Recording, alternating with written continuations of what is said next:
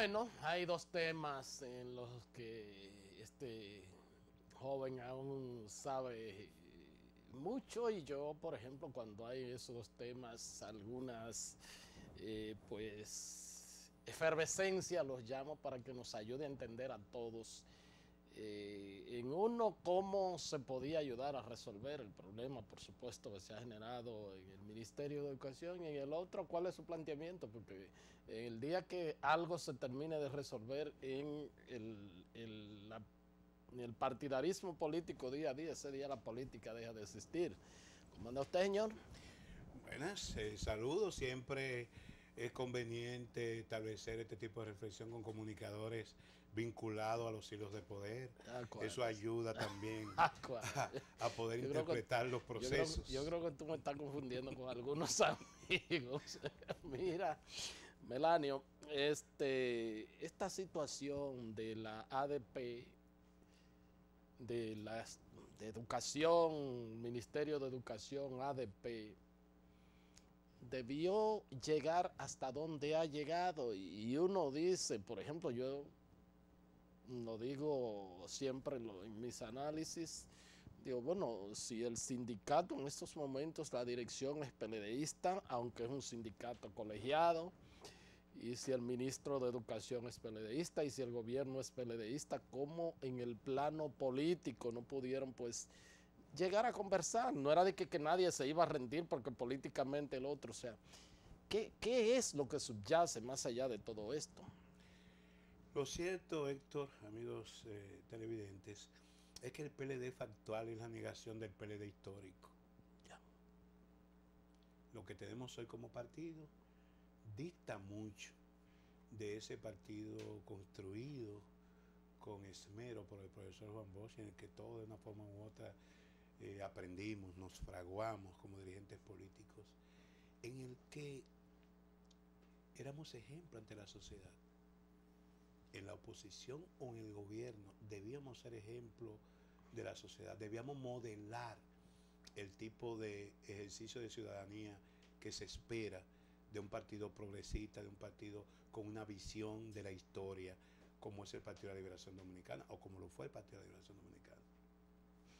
Entonces uno ve todo esto y no tiene más que lamentarlo y hasta sentir vergüenza ajena. Porque efectivamente, como tú dices, ¿qué es lo que falta en todo esto? Es la autoridad institucional del partido que pueda reunir a esos actores, sentarlos y si hay alguna diferencia, discutirla y buscar una unificación de criterios y mandar un mensaje a la sociedad dominicana. Porque lo cierto es que el PLD hoy está con una presencia predominante en todos los poderes públicos, pero al mismo tiempo también tiene una presencia importante en los frentes de masas. Y hoy por hoy la Asociación Dominicana de Profesores es, en todo ese historial de lucha del movimiento sindical, el único gremio que se ha mantenido unificado, que ha logrado mejorías importantes para sus afiliados y que de una forma u otra son con los bueyes que tenemos que arar para lograr la calidad de la educación. Tú no puedes importar maestros del planeta Marte o de Cuba, Chile o España. Tienes de alguna manera que manejarte con una realidad, con una tradición, y son esos maestros dominicanos.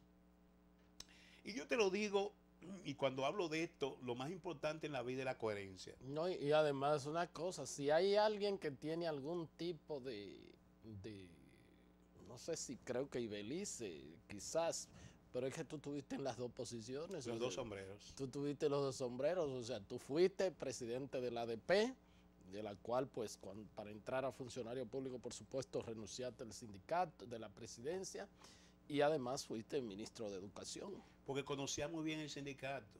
Y yo no iba a terminar con un infarto como le dio, un preinfarto como le dio a Eduardo Hidalgo este fin de semana. Porque ciertamente el ADP como el Colegio Médico son organizaciones contestatarias. Es una dinámica de búsqueda de mejores condiciones de vida que tiene que proporcionarse a su principal empleado, que es el Estado. Entonces es muy difícil que tú puedas jugar los dos roles, siendo un político de Estado y al mismo tiempo un Claro. gremialista. Pero bueno, Lo que yo deploro es que efectivamente, dada la condición particular del sector educativo, que es el porte estandarte de las dos gestiones del presidente Medina, que se han hecho inversiones cuantiosas, por ello, por ello aquella aprehensión del presidente Fernández de que debía invertirse donde haya un plan y pueda efectivamente traducirse en mejoría. De lo contrario, no tiene sentido gastar dinero que se va por el sumidero. Y yo decía, sí, tenemos los planes y hay que ajustarse a esos planes, porque no solamente mayor inversión, sino mayor y mejor inversión. Bueno, en estos días se ha estado reclamando también el 5% del sector salud y escuché a la ministra de Salud Pública decir, si nos cae ese dinero ahora mismo así de golpe y porrazo, no vamos a hacer nada, al contrario, podemos malgastar. Así es. Tenemos que ver, identificar nicho, ir que el presupuesto se vaya ajustando paulatinamente creciendo la realidad, pero jamás darnos todo ese dinero porque realmente no sabemos que vamos, no tenemos inmediatamente cómo invertir ese dinero. La gradualidad en la aplicación de iniciativas de políticas públicas que impliquen reformas es regla de oro. En mi caso, recuérdate que nuestra principal contradicción con el sindicato es el cumplimiento del horario. Claro. Y yo lo llevé a una condición misional, la misión 1000 por 1000. Y decía, mis mejores amigos en la gestión son los que contribuyan al cumplimiento de un horario, al menos salvar ese espacio vital para que maestros y alumnos se encuentren y pueda producirse algún tipo de cambio. Y ahí amarraste los dos componentes, la cantidad y la calidad. ¿Y qué yo hice en el 2010? En el 2010 el ministerio entregó 106 millones de pesos de incentivos a las 2.300, 3.000 escuelas que cumplieron con el horario de 1000 horas. Y esto tuvo un efecto contagio. Ya para el año escolar siguiente, muchas escuelas entendieron la filosofía, la lógica y se integraron en ese esfuerzo. Entonces, los cambios de shock no son buenos. En mi caso, yo tuve presión de la corriente, pero yo encontré unos directores regionales designados por Alejandrina Germán, una preclara dirigente del Partido de Liberación Dominicana, y yo no podía allí aplicar tierra arrasada.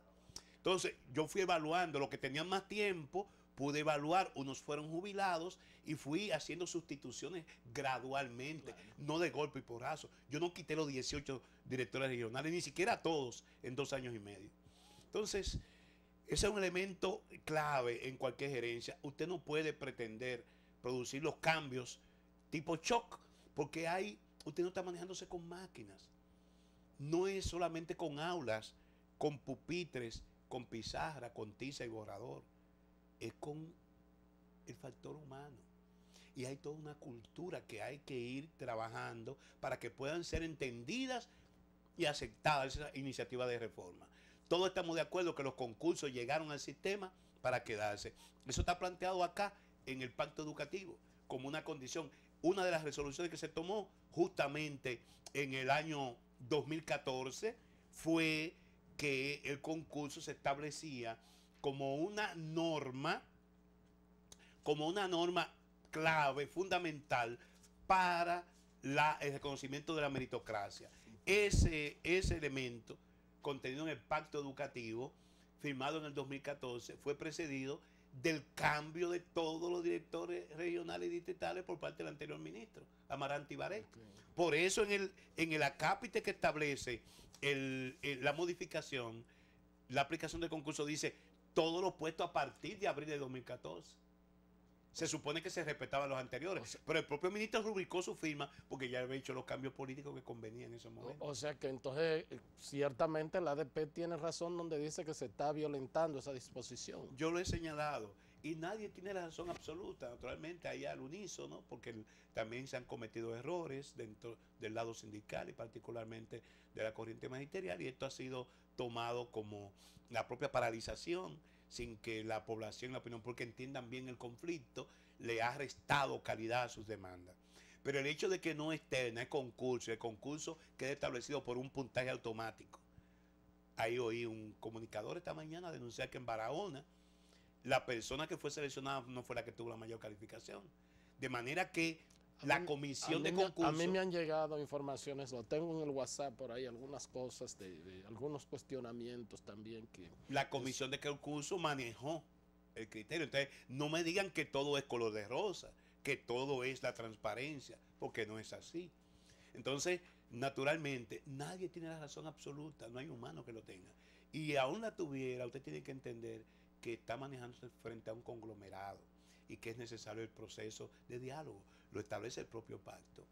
Nos satisface hoy que al menos se vieron la cara esta mañana, sí, aun cuando para decir que no están de acuerdo y que irían a los tribunales. Ese es otro elemento.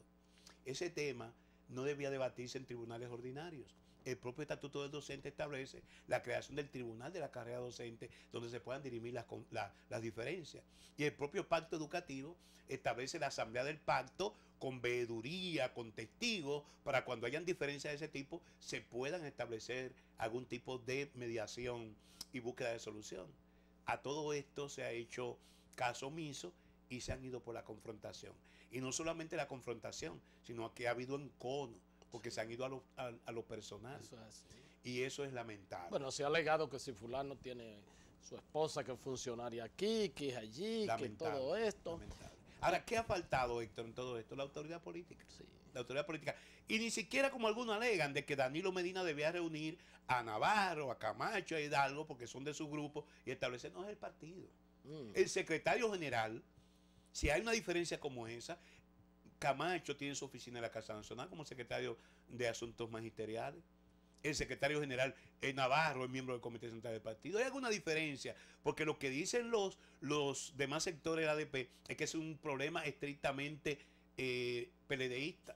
Entonces, si fuera así, y yo pienso que tienen razón en una parte de ellos, entonces reúne a esas personas, ponte de acuerdo en que políticamente vean si hay algún tipo de diferencias que puedan salvarse. Y de lo contrario, entonces, me rinde un informe al presidente de la República que tome la decisión del lugar, pero no dar el mal ejemplo, porque con ello le estamos diciendo a la sociedad dominicana que no somos capaces de dirimir nuestros problemas internos de manera civilizada.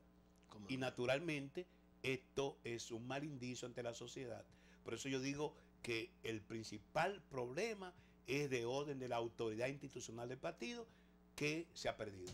Y entonces las consecuencias de las pérdidas de clase, un clima laboral que uno no vislumbra de que va a tener paz, y esa paz, esa falta de paz y concordia se va a reflejar en las escuelas, sea como sea, porque si no hay un acuerdo entre sindicatos, los profesores responden, aunque digan lo que digan, los profesores responden masivamente a sus sindicatos, eso está demostrado. Ahí no vale racionalidad ni vale otros elementos, es así. Entonces, un poco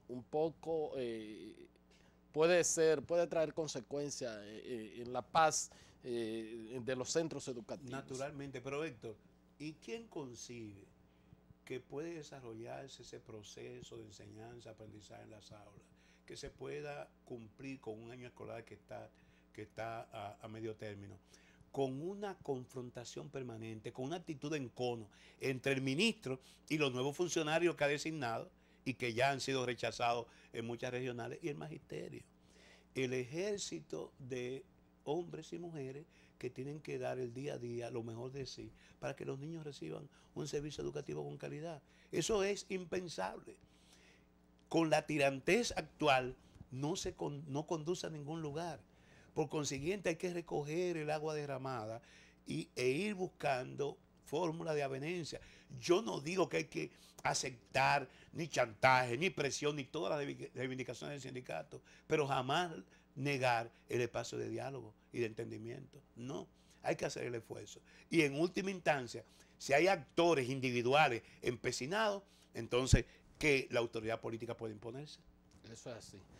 Pausa y regresamos ya con la parte complementaria de esta entrevista.